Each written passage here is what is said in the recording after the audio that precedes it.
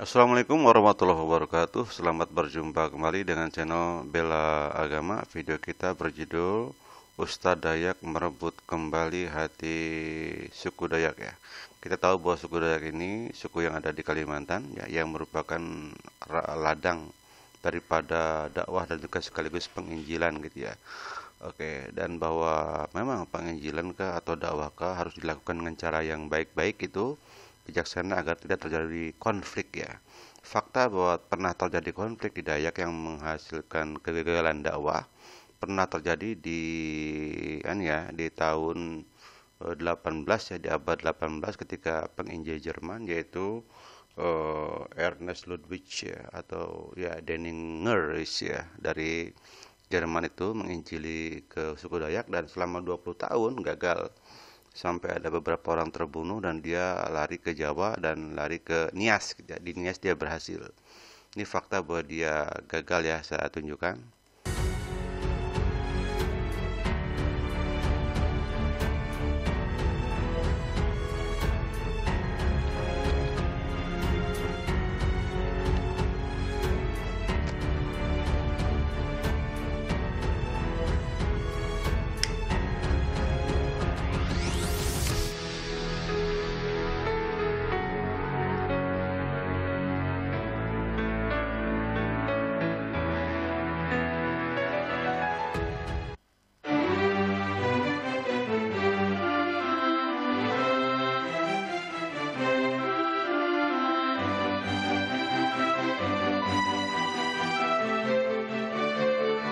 Ya, itu fakta bahwa Ernst Ludwig Leninger gagal berdakwah atau menginjili di Borneo gitu karena konflik di sana.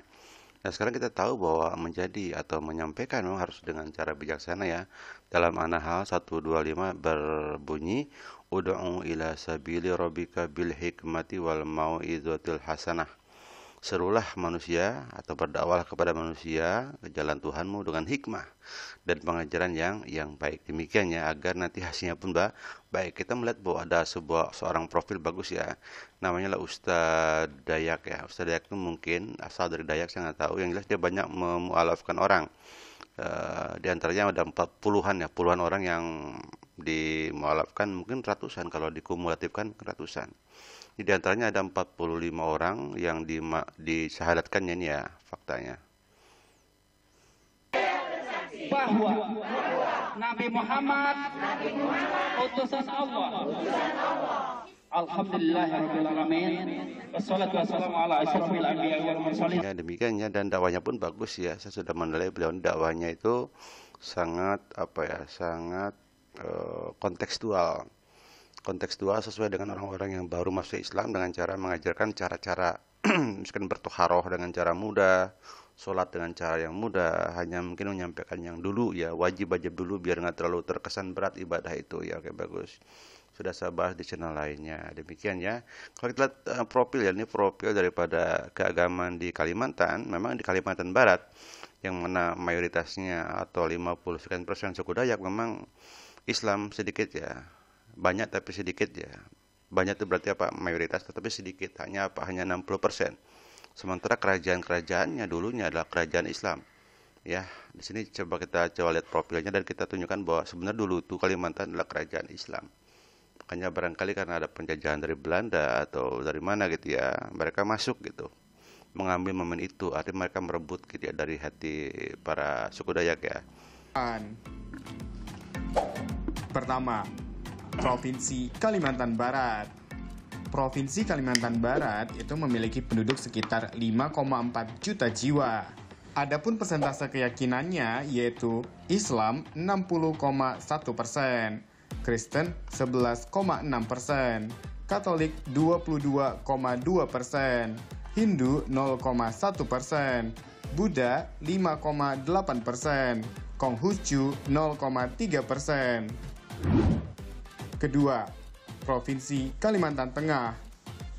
Kalimantan Tengah memiliki penduduk sekitar 2,7 juta jiwa. Adapun persentase keyakinannya, Islam 73,8%, Kristen 16,7%, Katolik 3,1%, Hindu 6,1%, Buddha 0,1%, Konghucu 0,08%. Ketiga, Provinsi Kalimantan Selatan. Kalimantan Selatan memiliki penduduk sekitar 4,2 juta jiwa.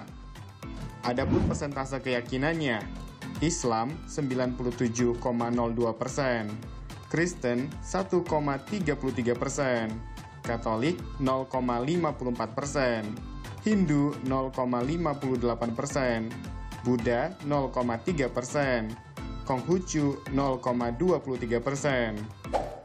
Keempat, Provinsi Kalimantan Timur. Kalimantan Timur itu memiliki penduduk sekitar 3,7 juta jiwa. Nah, persentase keyakinannya Lumaners, Islam 87,32%, Kristen 7,62%, Katolik 4,38%, Hindu 0,23%, Buddha 0,43%, Konghucu 0,01%. Kelima, Provinsi Kalimantan Utara. Provinsi Kalimantan Utara ini memiliki penduduk yang paling sedikit Lumaners. Jumlah penduduknya sekitar 700.000 jiwa. Adapun persentase keyakinannya, Islam 72,44%, Kristen 20,93%, Katolik 5,91%, Hindu 0,06%, Buddha 0,65%, Konghucu 0,02%. Ya, dari Propio tadi jelas ya bahwa Kalimantan Barat hanya 60%, kemudian Kalimantan Utara itu hanya 70%. Berarti ladang kita untuk pendakwahan yang intensif gitu ya, memberi pengkabaran yang baik, kabushro, kabar baik gitu ya. Itu targetnya ada di Kalimantan Barat yang memang kebanyakan sukunya dari suku Dayak ya. Kemudian dan juga di Kalimantan Utara. Nah, ini tantangan kita untuk membantu para pendakwah, terutama di sini ada Ustadz Dayak ya. Silakan subscribe, jangan di lonceng juga, saya lonceng gitu ya, dan di like gitu ya. Oke, demikian ya. Jadi, nah fakta bahwa sebenarnya Kalimantan itu kerajaan Islam dulunya, dan masuknya Kristen itu karena adanya ya dari Eropa, Belanda, Jerman ke sana ya. Ini ya faktanya.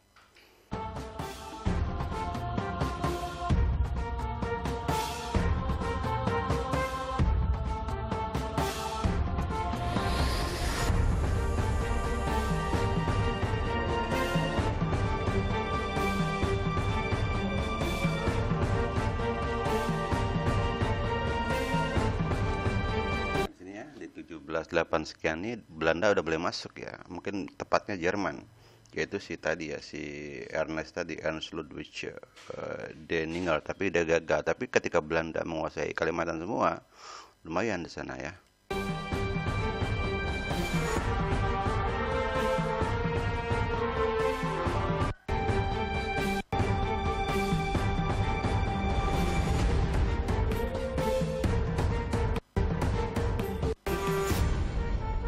Saat inilah Belanda itu leluasa di sana, Inggris di atas, Belanda di bawah. Mereka menginjili dan memang banyak orang yang pindah agama atau masuk ke agama Kristiani ya. Demikian ya. Jadi intisarinya kita harus dukung ya dakwah para pendakwah, terutama di pedalaman Kalimantan. Di Kalimantan juga nampaknya memerlukan bantuan kita gitu ya.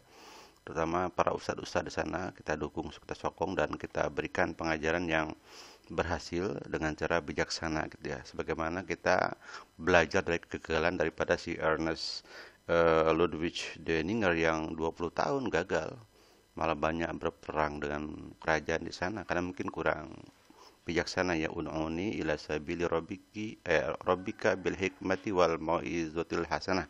Demikian saja, billahi taufiq wal hidayah. Wassalamualaikum warahmatullahi wabarakatuh.